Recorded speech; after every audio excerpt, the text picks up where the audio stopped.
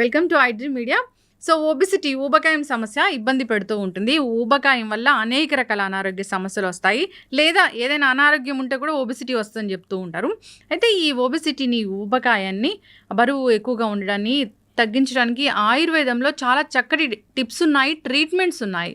దీని గురించి వివరాలు తెలుసుకుందాం. ఈరోజు మనతో పాటు ఉన్నారు ప్రముఖ ఆయుర్వేద వైద్య నిపుణులు ప్రొఫెసర్ డాక్టర్ టి వేణుగోపాలరావు గారు. డాక్టర్ గారు నమస్తే. నమస్కారం. ఆయుర్వేద వైద్యం చదువుకొని చాలామందికి విద్యను బోధించి చాలామంది పేషెంట్స్ని క్యూర్ చేసిన అనుభవం ఉన్న ఒక పెద్ద డాక్టర్ మీరు. అయితే నాకు ఎప్పటి నుంచి అడగాలని ఉంది, అసలు ఈ ఒబెసిటీని ఆయుర్వేదంలో అసలు ఏమంటారు, ఆయుర్వేద పరంగా దీన్ని అసలు ఎట్లా తగ్గిస్తారు? ధన్వంతరి అనమా, ముందుగా ధన్వంతరి మనము ధ్యానించుకోవాలి. ఆయుర్వేద మూల పురుషుడు, ఆయుర్వేద దేవుడు. ముందుగా ఒబేసిటీ లేకపోతే స్థౌల్యం అని ఆయుర్వేదంలో దీనికి పేరు అన్నమాట. స్థూలత్వ, బల్కీనెస్, బల్కీ బాడీ, హెవీ బాడీ, వీటన్నిటి కూడా స్థూలత్వం లేకపోతే స్థూలత్వం ఉన్న శరీరాన్ని స్థౌల్యం అంటారు. ఈ స్థౌల్యం దేని వల్ల వచ్చిందంటే మేధో ధాతువు యొక్క అతి వృద్ధి, అంటే ఎక్సెస్ డిపాజిషన్ ఆఫ్ ఫ్యాట్. దీనివల్ల మనకి బల్కీనెస్ పెరుగుతుంది కాబట్టి దాన్ని స్థౌల్యము అని ఆయుర్వేదంలో అన్నారన్నమాట. సో దీన్ని మేధో దోషము, మేధస్సు అంటే ఫ్యాట్ అనమాట. సో మేధస్సు యొక్క అతి సంచయం వల్ల వచ్చే స్థౌల్యము, ఓవర్ వెయిట్.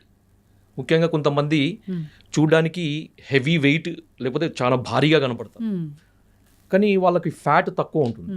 సో వాళ్ళది మజిల్ కంటెంట్ ఎక్కువ ఉంటుంది. వాళ్ళని మనం ఒబెసిటీ కింద తీసుకోవద్దు, అలా కన్సిడర్ చేయొద్దు.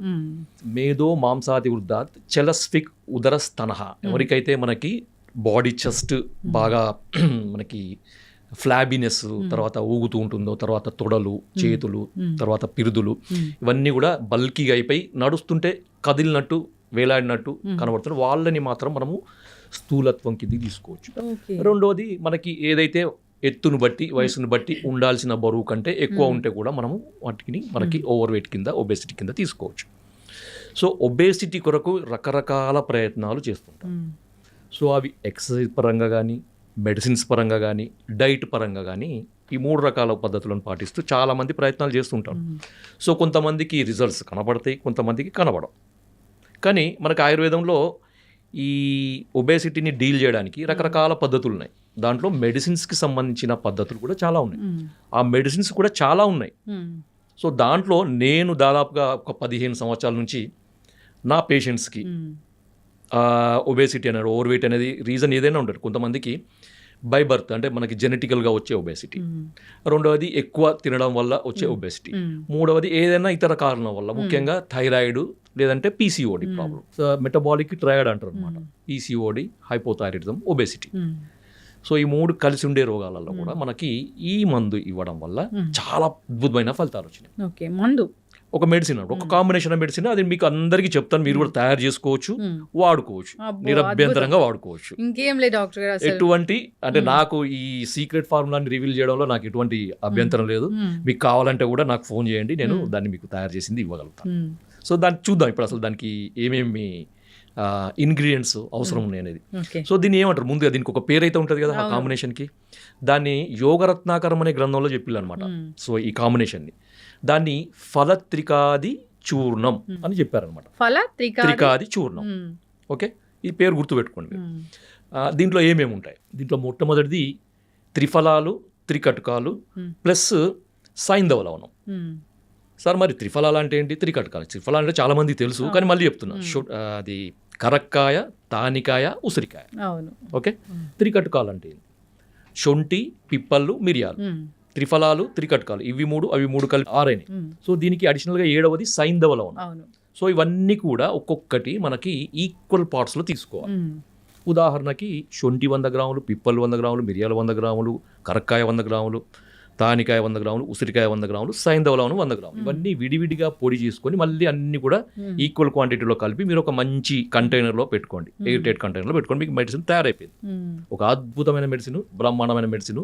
ఇక ఎక్సర్సైజులు కాదు, ఇక అవి కాదు, ఇవి కాదు, ఇక ఊరికే జిమ్లకు పోవాలి, పొద్దున లేచి పరిగెత్తాలి, ఇదంతా అవసరం లేదండి. హ్యాపీగా మీరు రోజు ఇంట్లోనే కూర్చొని వెయిట్ తగ్గవచ్చు. ఆయుర్వేదం అంత అద్భుతంగా పనిచేస్తుంది. ఓకే, సో దీన్ని ఎట్లా వాడాలి మరి? అందరూ సార్ మేము మందు తయారు చేసుకున్నాం, మీరు చెప్పినట్టు మరి వాడే విధానం చెప్పాలి కదా. సో దీనికి ఏం చేయాలంటే, ఇప్పుడు మందు తయారైంది మనకి, దీని నుంచి ఒక 1/2 టీ స్పూన్ వెయిట్ని బట్టి, అంటే మనకి ఉండాల్సిన దానికంటే ఒక 20 కేజీల వరకు ఎక్కువ ఉన్న వాళ్ళు 1/2 టీ స్పూన్ తీసుకోండి, అంతకంటే ఎక్కువ ఉన్న వాళ్ళు 1 టీ స్పూన్ తీసుకోండి.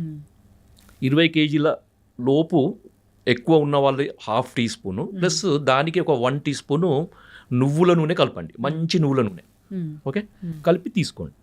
అదే 20 కేజీల కంటే ఎక్కువ ఉన్న వాళ్ళు, అది ఎంతనన్నా ఎక్కువ ఉండండి, 20 కేజెస్ ప్లస్ వాళ్ళు 1 టీ స్పూన్ పౌడర్కి 2 స్పూన్స్ నువ్వుల నూనె తీసుకోవాలి. కలిపి ఉదయం పరగడుపున ఎంటీ స్టమక్లో తీసుకోవాలన్నమాట. ఎంటీ స్టమక్లో తీసుకొని వెంబడే ఒక 1/2 గ్లాసు గోరువెచ్చని నీళ్ళు, కాకపోతే వేడి నీళ్ళు, అంటే మనం టీ తాగితే ఎంతైతే వేడి ఉంటుందో, టీ మనం తాగే రెగ్యులర్ తాగే టీ అంత వేడి ఉండే నీళ్ళు తాగాలన్నమాట. సో తాగి ఒక 2 గంటల వరకు ఏమి తీసుకోవాలి. తీసుకున్నా కానీ ఒక గోరువెచ్చని నీళ్ళు మాత్రమే తాగాలి. సార్ నాకు రెగ్యులర్గా టీ తాగే అలవాటు ఉంది, కాఫీ తాగే అలవాటు ఉంది, పాలు తాగే అలవాటు ఉంది, స్ప్రౌట్స్ తినే అవన్నీ నడవదు. నో, ఖచ్చితంగా 2 గంటల వరకు గోరువెచ్చని నీళ్ళు తప్ప ఇది కూడా తీసుకోకూడదు. సో అయిపోయింది, మీ ట్రీట్మెంట్ అయిపోయింది. అంతే సింపుల్. ఎంత బ్రహ్మాండంగా ఉంది, బ్రహ్మాండం, అంత సింపుల్ అండి, చాలా సింపుల్. అయిపోయింది, మీ ట్రీట్మెంట్ అయిపోయింది. ఇక మీరు ఏం చేయాల్సిన అవసరం లేదు. మన వెయిట్ చూసుకోవాలి, దాన్ని బట్టి తీసుకోవాలి. అంతే. ఎన్నాళ్ళు తీసుకోవాలి, అది క్వశ్చన్. ఎన్నాళ్ళు తీసుకోవాలి? Minimum 40 days. దీన్ని ఒక మండలం అంటారంట. 40 డేస్ మండలం అంటారు. మండలం అంటారు. సో ఆయుర్వేదంలో మండల చికిత్సకి చాలా ఇంపార్టెన్స్. అది ఎందుకనేది మనం నెక్స్ట్ వాటిలో చెప్తాం. అదొక పెద్ద టాపిక్ అనమాట. ఒక మండలం తీసుకోండి, వెయిట్ చెక్ చేసుకోండి. ఓకే, మీకు ఇంకా తగ్గాలి అనిపిస్తే మళ్ళీ ఒక మండలం వాడండి, ఇంకా తగ్గాలంటే ఇంకొక మండలం వాడండి. ఎటువంటి నష్టం ఉండదు, ఎటువంటి సైడ్ ఎఫెక్ట్స్ ఉండవు. ఇంకా దీనివల్ల ఇంకా అడిషనల్ బెనిఫిట్స్ ఏంటంటే, కొంతమందికి ఈ అధిక బరువు వల్ల కొంచెం, అంటే కొంతమందికి ఏంటంటే అడిషనల్ ఒక 10 కిలోలు ఎక్కువ ఉన్నా కానీ వాళ్ళకి ఇబ్బందులు ఉంటాయి. కొంతమందికి 50 కిలోలు ఎక్కువ ఉన్నా కానీ ఇబ్బందులు ఉండవు.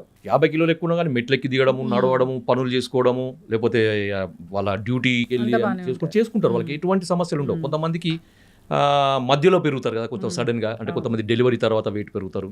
కొంతమంది ఏదైనా బెడ్ రిడన్ అయ్యి ఏదైనా ఫ్రాక్చర్ వల్లనో, లేకపోతే బెడ్ మీద పడిపోయి ఉండి ఫిజికల్ యాక్టివిటీ లేకపోవడం వల్ల వెయిట్ పెరుగుతారు కదా. వాళ్ళకి ఏంటంటే ఒక 10 కేజెస్ పెరిగినా కానీ ఏమవుతుందంటే ఆయాసం లాగా ఉంటుంది అనమాట వాళ్ళకి. సో ఈ ఆయాసం కూడా ఉండదు దీనివల్ల. ఇంకొకటి ఏంటంటే ఈ కొలెస్ట్రాల్ సమస్య కూడా తగ్గుతుంది అనమాట. So excess fat related, fatty acids related ఎటువంటి మెటబాలిక్ చేంజ్ బాడీలో ఉన్నా కానీ అవన్నీ కూడా తగ్గుతాయి. సింపుల్ సమస్య అనమాట. సో ఈ మాత్రం చేయండి, మీ ఒబేసిటీ సమస్య 100% ఖచ్చితంగా తగ్గుతుంది.